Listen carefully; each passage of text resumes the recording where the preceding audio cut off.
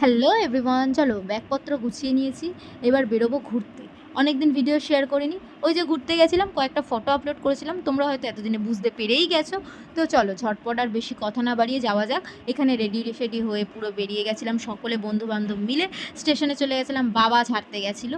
দেন তারপরে শিয়ালদা স্টেশনে গিয়ে কিছুটা একটু রিলস টিলস বানিয়ে নিয়েছিলাম। ঘুরতে যাচ্ছি বলে কথা, আর বন্ধু বান্ধব বলে কথা না, রিলস তো বানাতেই হবে না। দেন এখানে রিলস টিলস বানিয়ে ট্রেনের সিট টিট দেখে পুরো ট্রেনে উঠে পড়েছি। উঠে একটু গল্প গুজব করে নিচ্ছি, আর ওই যে গল্প করতে করতে পেটে টান দিয়েছিল, এবার তো খেতে হবে না।